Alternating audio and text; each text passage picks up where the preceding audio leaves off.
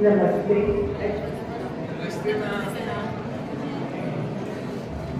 शायद मेरी आवाज कम है। नमस्ते।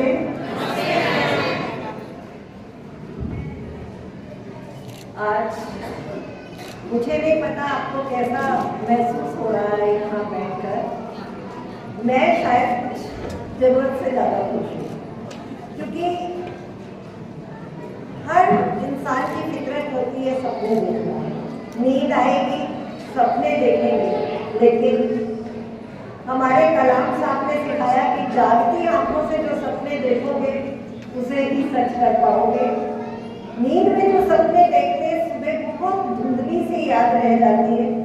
पूरी कोशिश करते हैं उन्हें याद करने की, पर शायद ही जिंदगी में कभी कोई सपना पूरा A to Z याद आया हो।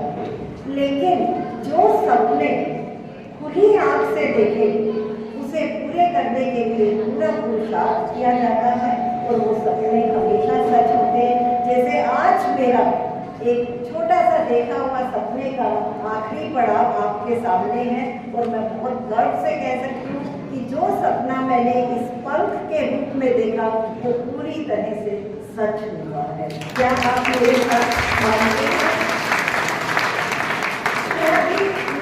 से बात कर रही थी कि ये 5th के छोटे छोटे बच्चे जब हम एनुअल फंक्शन करते हैं तो मुझे बड़ा अजीब सा लगता था, लेकिन उस टाइम मैं भी मजबूर होती थी। ये एक एक टीचर के पीछे पीछे घूम रहे होते थे, मैम हमें भी ले लो, मैम हमें भी किसी आइटम में रख लो।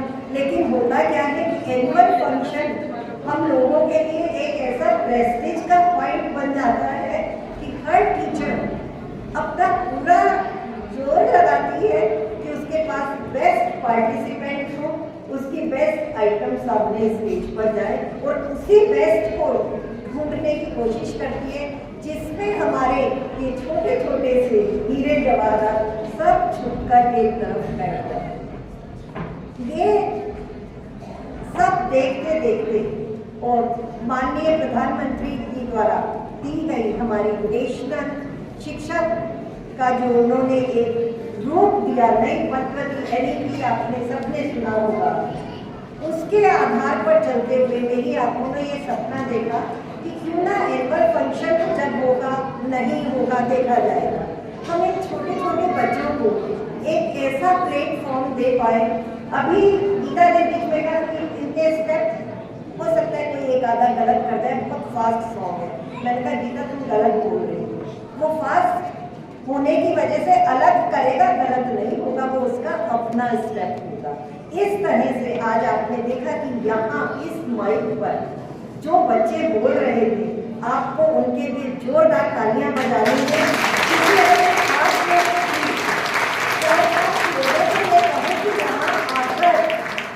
आप आइटम प्रेजेंट करवाइए तो माफ करना, शायद हम सब सक्सेसफुल नहीं हो पाए, वो चीज़ नहीं ला पाएंगे। ये तय है कि मटेरियल प्रोवाइड किया, उन्होंने उसको बढ़ा, अपना स्टाइल दिया, लेकिन यहाँ खड़े होने की हिम्मत उनमें अपने आप आई।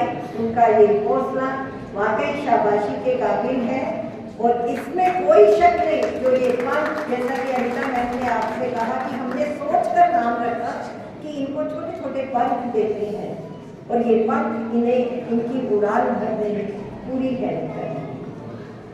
बच्चे स्टेज पर आ गए, मैं अभी बुलाना नहीं चाह रही थी क्योंकि मुझे मौका नहीं मिलता और आज तो दादी दादा नानी नाना भी साथ हैं और पेरेंट्स भी, जहाँ तक मैं सोचती हूँ 99% यहाँ है। मैं आपको स्वागत करती हूँ, लेकिन मैं आपको बताना चाहूँगी कि आज ये प्रोग्राम सिर्फ एक कल्चरल प्रोग्राम के पॉइंट ऑफ व्यू से ही नहीं किया गया। इन्हें तो पंख दिए, इनके साथ साथ आपसे भी कुछ बात करने का एक हौसला, एक समय, एक पल हमने चुराया है।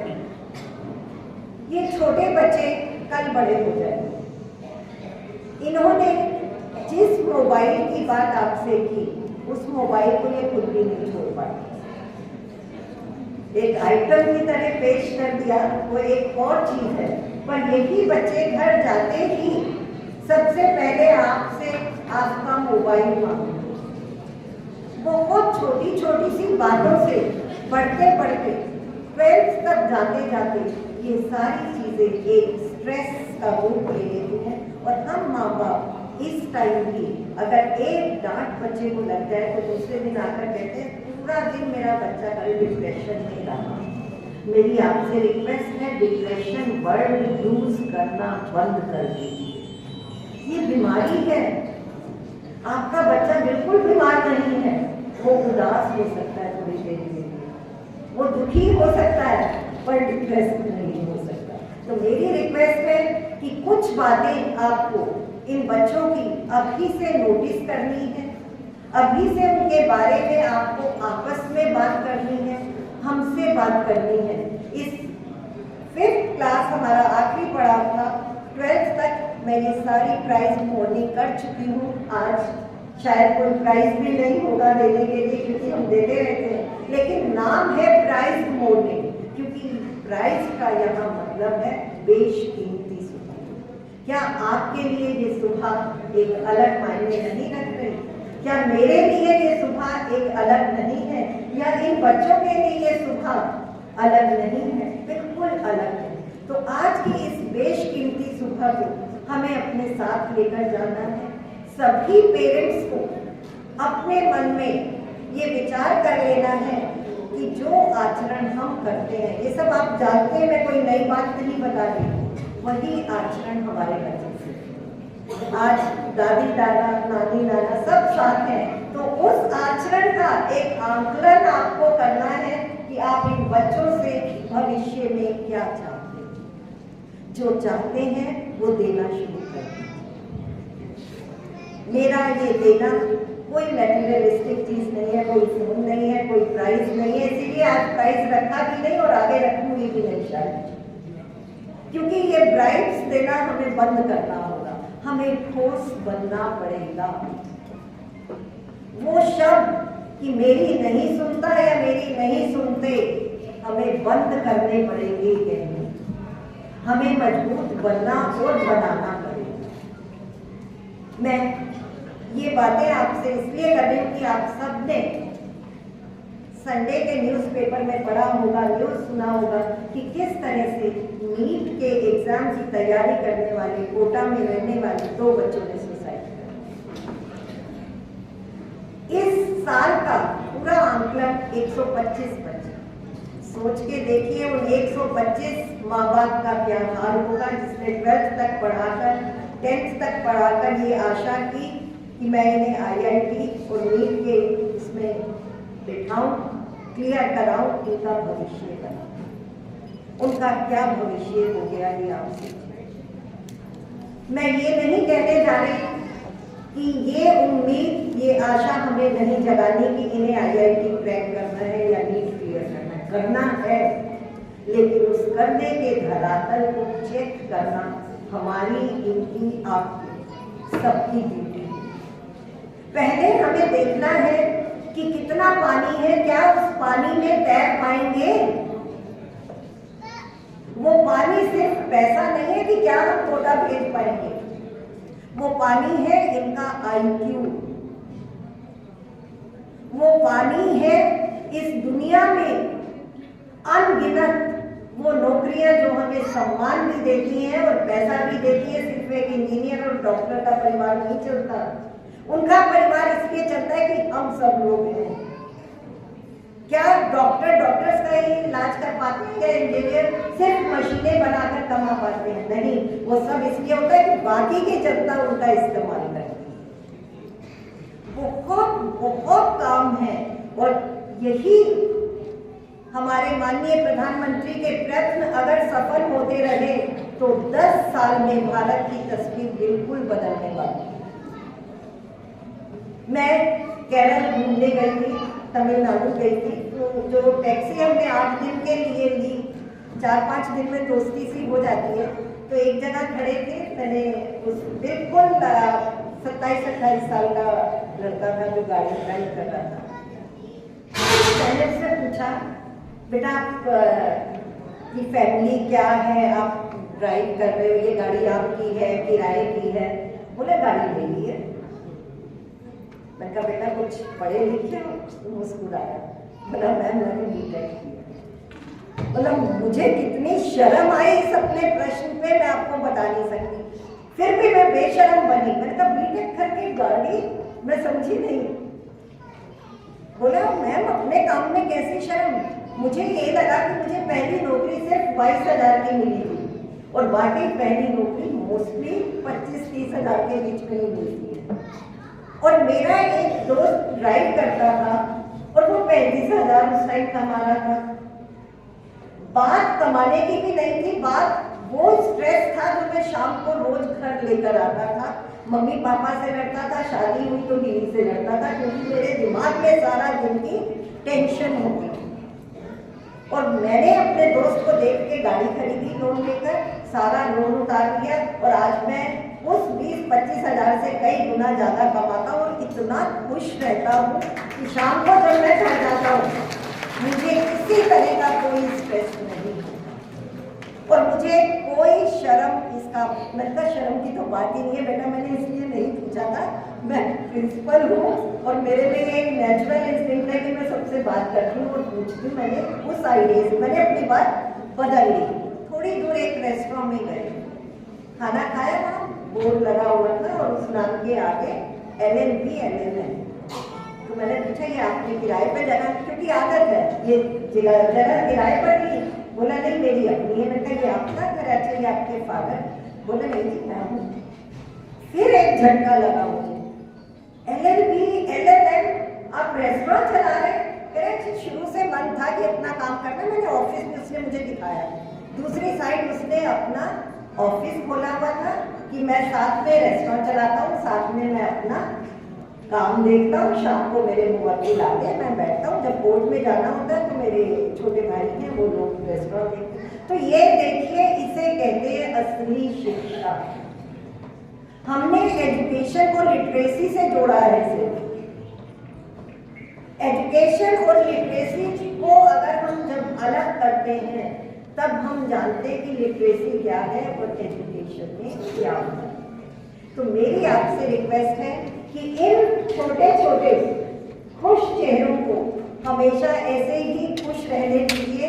ये आज थोड़े से इस स्टेज के स्ट्रेस में आपको नजर आ रहे होंगे और जब उतरते हैं उस टाइम आप इनके खिले हुए चेहरे भी देख रहे होंगे। जब ऊपर आते हैं तब का चेहरा देखिए और जब काम पूरा करके जाएंगे तब का चेहरा देखिएगा।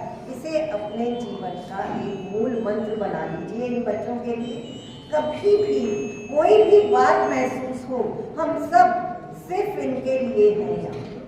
आप आइए, हमसे बात कीजिए और देखिए कि आपका बच्चा, मैं बहुत जल्दी आपके पास 15-20 दिन में एक क्वेश्चन भेजने वाली हूँ सिर्फ 5th क्लास के लिए, जिसमें मैं आपको एक तरह से कह सकती हूँ कि कसम दे के भेज रही हूँ कि एक भी अक्षर झूठ नहीं लिखेंगे अपने बच्चे के बारे में।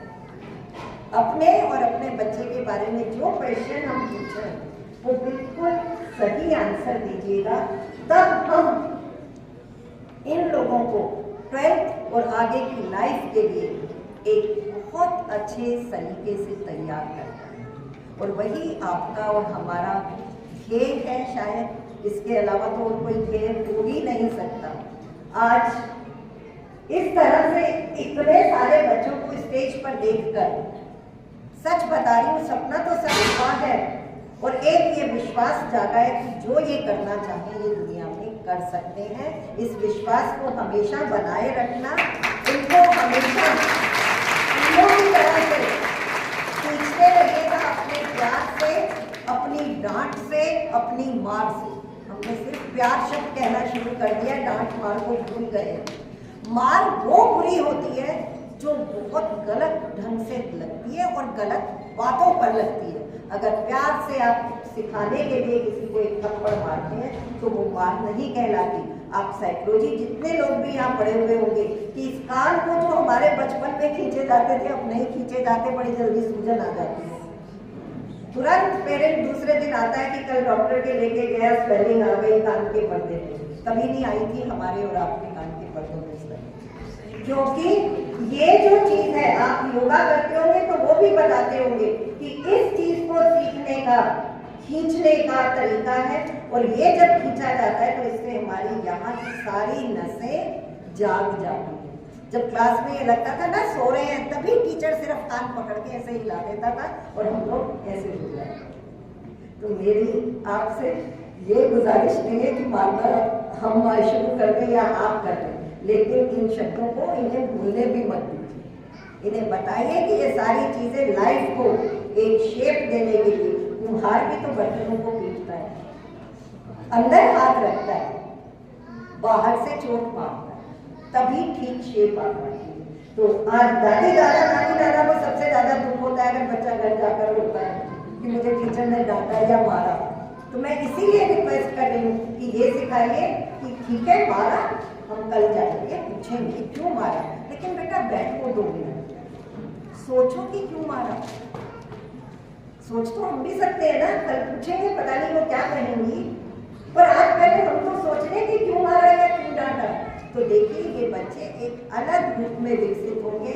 मुझे उम्मीद है कि आप सब लोग इन बातों पर ध्यान देंगे और अगली काउंसलिंग जो हम आपके लिए बहुत जल्दी आयोजित करने वाले हैं, उसमें भी सभी पेरेंट्स से मेरा ये निवेदन है कि आप अपना कीमती समय निकाल कर जरूर आए। अनिता मैम के शब्दों को याद रखना कि आज की सुबह कीमती, ये कीमती, इनसे ज़्यादा कीमती और कुछ हो ही नहीं सकता। हम समय को कीमती जरूर कहते हैं क्योंकि उसे खोकर वापस नहीं पाया जा सकता, लेकिन उसका इस्तेमाल कैसे करें वो भी जानना बहुत जरूरी है। मेरी आपसे हाथ जोड़कर ये विनती है कि नेक्स्ट जब भी आपको यहाँ बुलाया जाए आप जरूर आइएगा। इन छोटे बच्चों की आंखें हर समय आपको ढूंढ रही हैं, उन्हें कभी भी किसी भी तरह से निराश नहीं करना है। और अब मुझे एक स्माइल चाहिए जोरदार आपके चेहरों पर, स्माइल चाहिए। धन्यवाद आप लोग आए। मुझे उम्मीद है कि जब भी हम लोगों का मिलने का मन होगा हम ऐसे ही इकट्ठे होंगे। आज तो सिर्फ मैं बोली हूँ, मैं चाहूँगी कि आप लोग भी बोलें, आप आए, अपनी बातें कहें, हम लोग बैठकर उन बातों का एक सही पॉजिटिव सॉल्यूशन निकाल सकें ताकि इनके पैरों के नीचे की राह एक समतल और मुलायम राह बनती चली जाए। Thank you.